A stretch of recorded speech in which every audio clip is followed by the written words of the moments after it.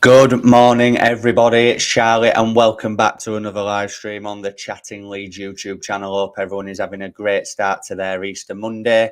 It is match day, guys. Leeds United are taking on Hull City under the lights at Ellen Road tonight, hoping to get back to winning ways after Friday night's underwhelming result down at Vicarage Road against Watford. Just before we get into the stream in more detail, guys, make sure that you are all smashing that like button. It really does help get it out there to more people. Please subscribe if you are brand new to the channel as well, and help me reach 3,000 subscribers as soon as possible.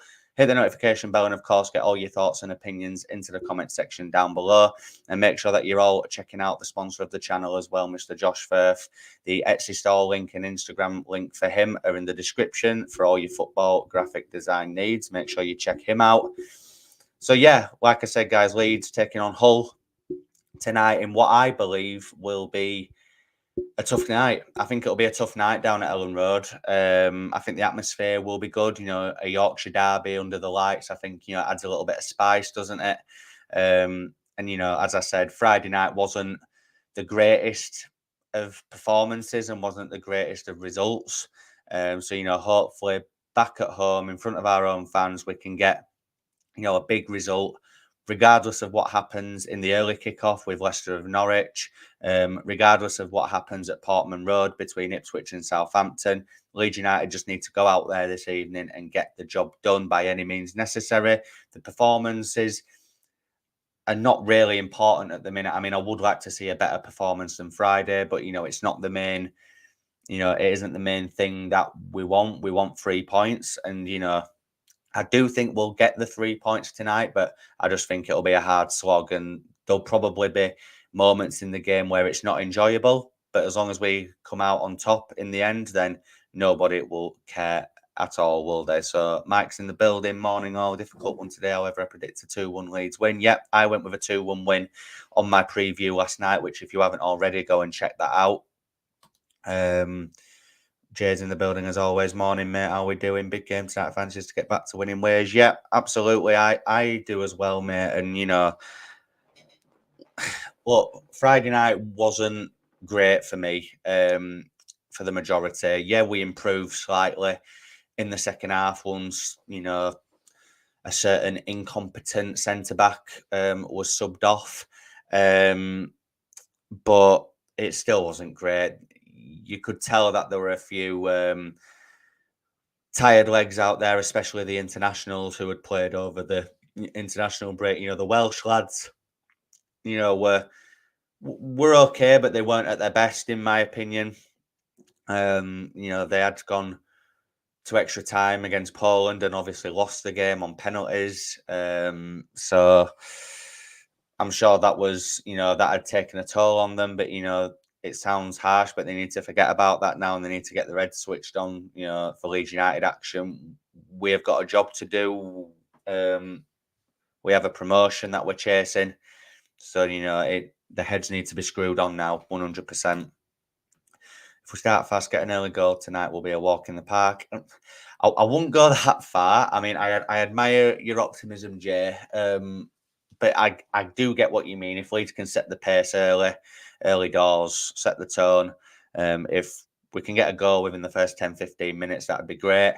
But I just have a feeling that tonight is going to be a bit of a hard slog, but I do think we will get, you know, I do think we'll come out of it on top. Sorry, I think we will win the game. Question for you, Charlie. Would you start Joseph? I'd like to see him come on. Yeah, I've seen this going about, Jay, on the old Twitter sphere over the last sort of day or two, obviously since Joseph came on and equalised the other night. And, you know, I've seen a lot of contrasting opinions, let's just say, between some fellow Leeds content creators. I'm sure you all know who I'm referring to there.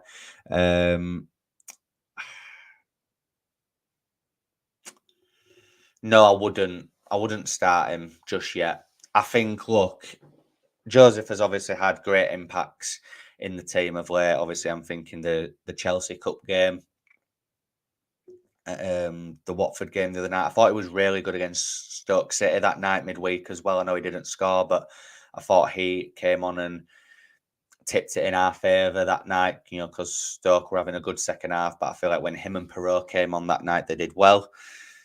The other night, it took him 25 seconds for him to get a goal. And I thought, he had a decent impact. But I just think at this point of a season, after tonight, there's 6 games left and we're chasing promotion.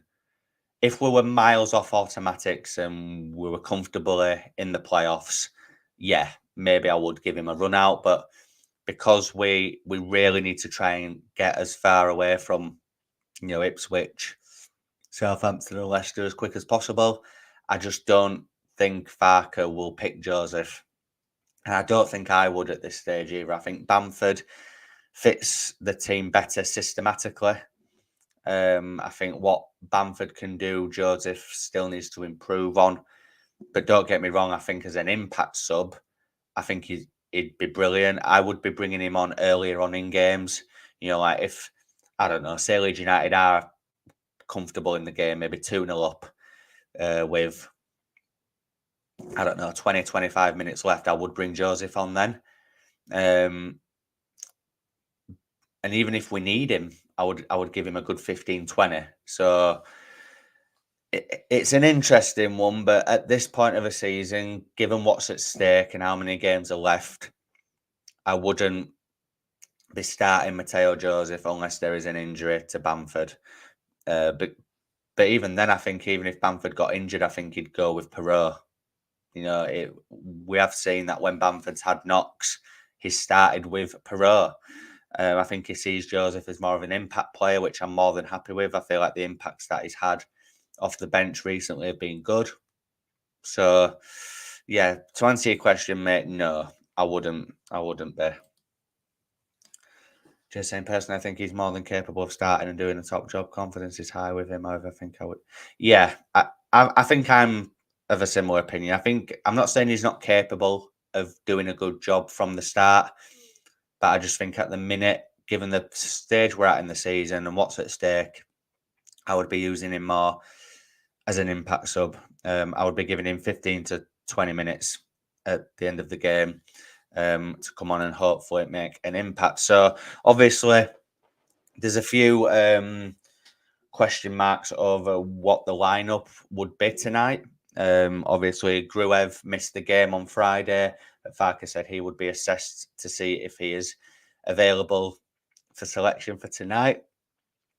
I really hope that he is, because I feel like you saw on Friday how vital Gruev has been in that midfield area. But even if Gruev isn't available for this game, the back four for me, I was saying this last night on my preview, the back four for me should be Gray at right back, Byram at right back, Gray and Ampad. God, there's that many players I'm thinking of at the minute. Byram at right back, Rodon, Ampadu, Firpo. That would be my back four. And I would have Gray and Kamara in the pivot if Gruev is out. Because I felt like when the team changed to that against Watford on Friday, we controlled the game so much more. Because when Cooper was on, let's be honest, it was an absolute shambles. And I thought Byram at left back was awful as well. But when he moved over to the right, I thought he improved. And Rodon and Ampadu cannot be split up as a partnership now from now until the end of this season. It just can't be.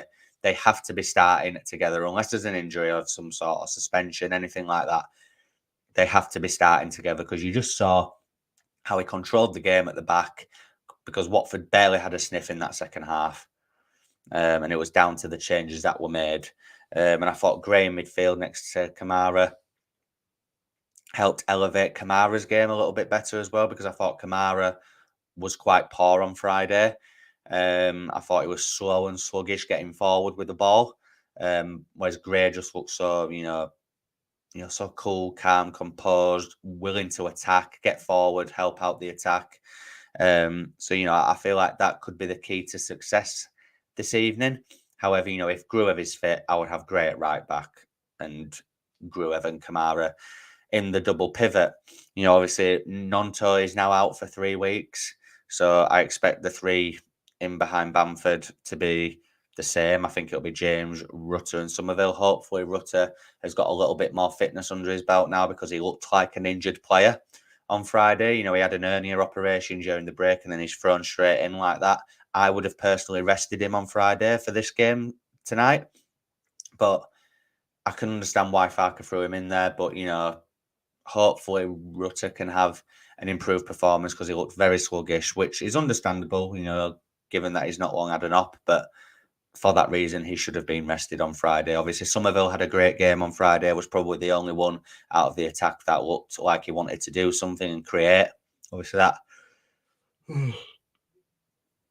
Sorry, guys, I don't know what's up with me this morning, really tired. But yeah, Somerville took his goal really well and, was always wanting to create, always wanting to do something, which I thought was good. So, yeah, back four needs sorting. Sorry, Coop's not good enough. Amen to that. Amen to that. Jay's saying, agree, mate. I hope Gruev is fit for tonight, but if he isn't, it has to be Gray and Kamara in the middle. But yeah, it just has to be, and I think Farker knew, by taking Cooper off in like the 60th minute on Friday night, he knew that he'd effed up there. Like he did. He knew he'd messed up, breaking up that partnership. Because I thought, it sounds daft, but I thought Ampadu performed better at centre back than when he was in midfield. And Ilan Meslier, I want to improve as well from Friday because, he's been really good of late. But on Friday, distribution was poor, no communication at the back at times as well.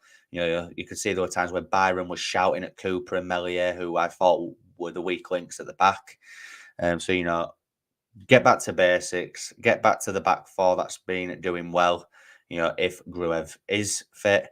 But if he's not, put Gray in midfield and just put Byram on the right because I feel like you would have a lot more success there. Let's just speak about Hull a little bit. So, Hull are having a decent season. They're having a good season. Obviously, they are pushing playoffs. I thought the signings that they made in January were very good and very smart signings. Obviously, Fabio Carvalho from Liverpool was the big one. Obviously, Leeds United were linked with him, but we couldn't offer him or guarantee him, the amount of game time that he wanted, but Hull could.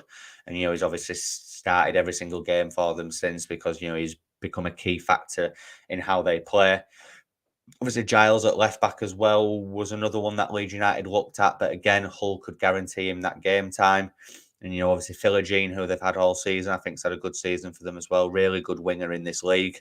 So I think, if we're not on it, they can definitely cause us problems. But those are the three for me that if we can nullify them. Obviously, there's Louis Coyle as well, formerly of Leeds United, who obviously likes a game against Leeds. They're probably the key factors in how they play. So if we can nullify, especially Carvalho, in the middle, playmaking, the likes of, Gray, Kamara, maybe Ampadu and Rodon, having a look at him as well. If we can help nullify that threat, then I think we'll be on to a winner. And, I think Hull won't come just to sit back and invite pressure on themselves. They will come to play tonight. Their form of late has been slightly better away from home, I believe, as well. And obviously, they are coming into this game on the back of a Good Friday defeat at home to Stoke. So, they'll be wanting to avenge that loss. The game earlier on in the season was a very close, tight game. Obviously, it was a 0-0 draw at the MKM Stadium. Joe Rodon getting a red card for, obviously, 2 bookable offences. And yeah, if Rutter scores that chance in the first half of that game when he's clean through 1-on-1, that could have been a totally different game. But it wasn't to be on the night, but we came away with a point, and if we can take positives from that clean sheet, obviously Hull missed that sitter, didn't they? Open net, he hit the post, did their forward. So, there was a little bit of luck attached to that game as well. But obviously since then they have had a good season. I think Liam Rosenior is having a good season with them. He's got them playing some good football. So, that's why we're saying at the beginning of this video, guys, it won't be easy, this one. It really won't. I can see us getting the job done, but I can see it being a very tough night. There are going to be stages of tonight's game where it is not enjoyable and it is tense and we're all sat with us tops over his eyes like that, but it is what it is, guys. It's all part and parcel of it. We're at that stage of the season now where every game is going to be tense. Every game is going to be nervy. After this, we go up to Coventry on Saturday, which again won't be an easy task as well. They've had a good season in the FA Cup. They're at Wembley against Man United in the semis, and they've really made their home ground the fortress as well. So that won't be an easy game. So, no game is going to be easy now. Whoever we're playing, whatever league position they're in, every game is going to be difficult now because every team that plays us is going to know what is at stake for us, and they're going to try and put pressure on to try and make us cave. But, I think we'll beat Hull tonight, but I just think it'll be a tough evening for us. Hull are good, but their current form isn't great. I've also heard that their wage bill is through the roof. If they don't go up, they could be in a lot of trouble. Pressure might be getting to them. Yeah, potentially. Obviously similar to Leicester, really, isn't it? They've got the impending points deduction or potential points deduction next season, regardless of what league they're in. If they don't go up, then they're in massive trouble, as will Hull be, by what you're saying there, Jay. So, yeah. Steve's saying, what's the panic, Charlie? Leicester fans in a meltdown. Let them panic. Can't see anything other than a championship trophy. Ellis 11 Rangers supporter. Well, look, the Leicester fans are truly in meltdown at the minute, aren't they? They're on about, should Enzo be sacked if they don't go up? I mean, if you think back a few weeks ago, it was just another game against Leeds United, wasn't it? Just another game, Enzo. But since then, pal, you've won one game out of about 5 or 6 now or something daft like that. 4 points out of a possible 18 is absolutely dire for them. And, like I've just said, they're impending, potential points deduction next season. If they don't go up, they'll have to lose so many players. They could just be rotting in the championship if they don't go up this time. I still think at this current stage that they probably will go up, but then again, the proof's in the pudding with their form at the minute. We could see a scenario where it's us and Ipswich that just go up comfortably and Leicester actually make it to the playoffs. So, the championship title race this season is like no other. 4 teams could win the league. 4 teams have the potential to go up in that top 2. It hasn't been like this for a very long time. And, I can see it going down to the last sort of 2 games. But obviously, if results go our way today, if Leicester drop points, if Ipswich and Southampton maybe draw with each other, we need to take advantage tonight. Friday was a missed opportunity for me. I know Ipswich won, but, Southampton dropped points, Leicester got beat. It was a massive opportunity, and we didn't take it, unfortunately. So, Leeds just need to win tonight, regardless of what happens in those other games. Leeds just need to go out and, focus on ourselves and get the job done. But it would be nice to take advantage for once, if the opportunity is there. I thought Leicester I did as well. I mean, I thought on New Year's Day they were promoted. They were 17 points in front. You think, yeah, they're going up. Fast forward a few months, though, and Leeds United are above you. So how about that? How about that, Enzo, Just another game, wasn't it, pal? Just another game. What about the other games that you've lost since? QPR, Middlesbrough, an away draw against Hull, Bristol City beating you. We beat Bristol City. I know we only beat them 1-0 at Ashton Gate, but that was a 1-0 battering. We murdered them that night. We made them look bang average. And yet Jamie Vardy couldn't finish his dinner on Friday. So long may that continue in today's early kickoff as well. But yeah, guys, we'll leave it there for this morning. I just thought I'd come on and do a quick match day stream just to see how you're all feeling. I'm going with a 2-1 win tonight. I think it'll be tight. I think it'll be nervy and tense, but I do think we will get the job done under the lights at Ellen Road. So yeah, just before we finish the stream, guys, make sure that you are all smashing a like on it if you haven't already. Please subscribe to the channel if you are brand new and hit that notification bell. And of course, get all your thoughts and opinions into the comment section down below, and check out Josh Firth's links, which are in the description. There will be no review of the game tonight, guys, obviously, as it'll be late getting home, and I am back at work tomorrow after a long, very tiring Easter weekend. But I will be live on the channel tomorrow night with the last say, where I'll be getting all your guys' thoughts on tonight's game. So I will see you then. Enjoy the rest of your Easter weekend, and I will see you in a bit. Cheers.